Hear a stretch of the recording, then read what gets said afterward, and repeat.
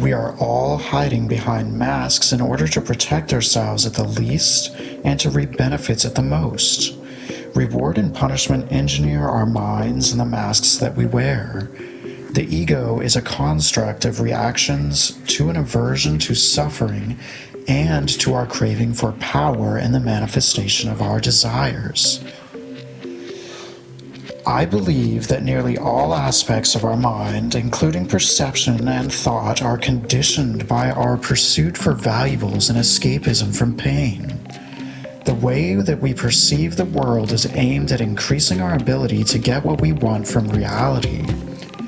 This is fairly innocuous when it comes to navigating physical space to bend reality to our whims, but it develops into something more insidious once we begin to desire the comfort of a diluted perception of ourselves or the world around us.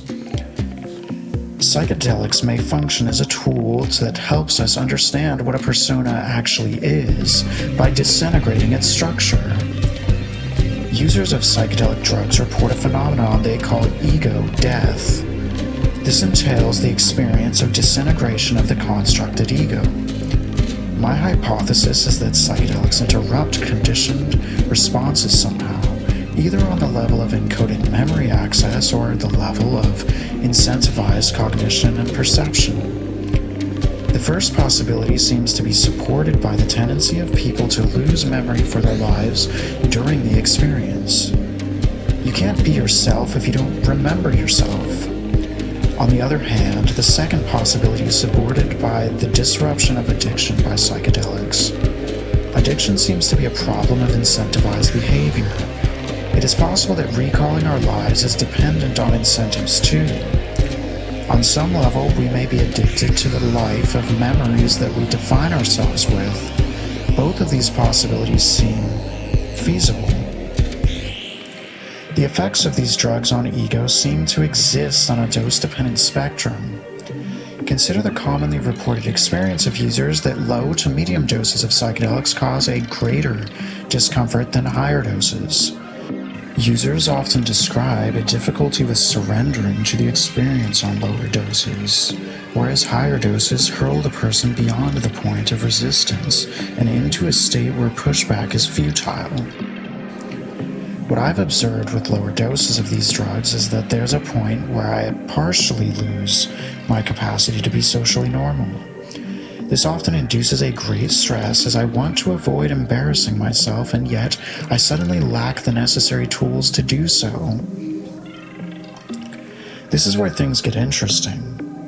I think this reveals something about the structure of our personas and maybe our minds. There seems to exist a hierarchy of conditioned reactions to the environment that are geared towards making us feel better.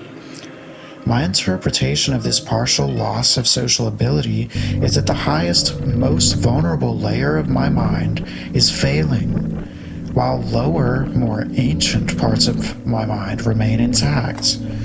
More specifically, I think that I am afraid of people disliking me or hurting me, and I'm afraid that I will do something that causes others to harm me.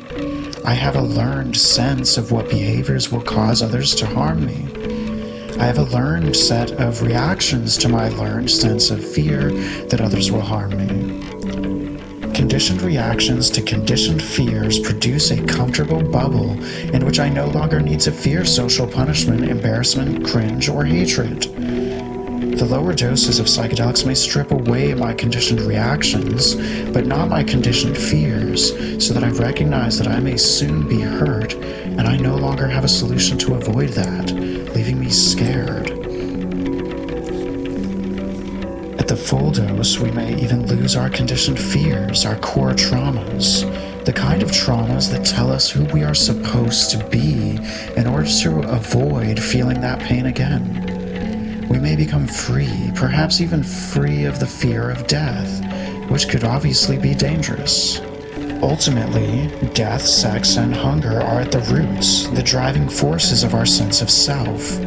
We anxiously attempt to fit within our workplace culture, showing our boss how we play within the rule set that they are curating in employee culture.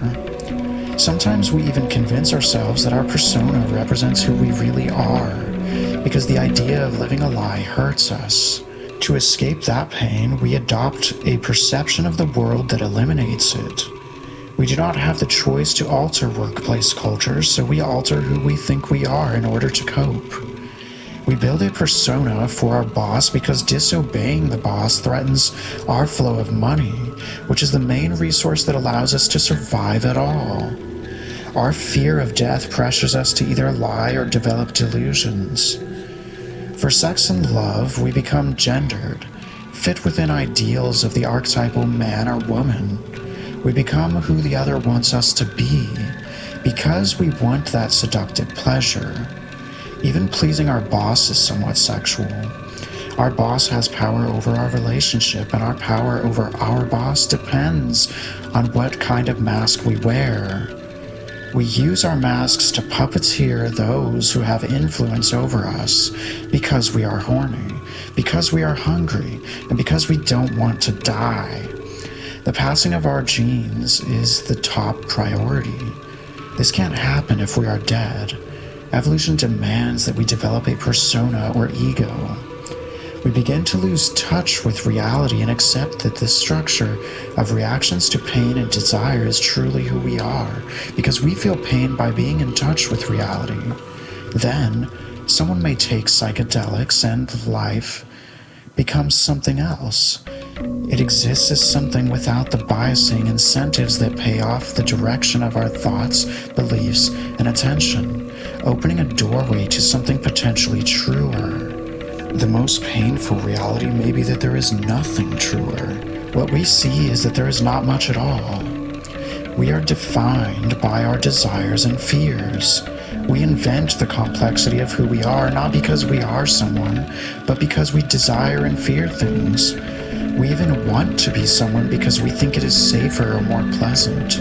Temporarily absolving ourselves of the fears of death, the desires for sex, and our hunger frees us from who we believed we were. We are whoever we are incentivized to be. We are paid actors pretending to be ourselves, and that's okay. Just be whoever you want to be. If you found this interesting, check out this book I've just finished called The Psychonet. It is about many ideas from this blog, and it is designed to make you feel alive, emotional, and maybe terrified. It uses AI art to depict a story about AI. It's kind of like Lord of the Flies meets Alice in Wonderland meets The Matrix, or something like that. I don't really know how to explain it yet, but yeah, and then if you would like to support these projects, consider joining the Patreon.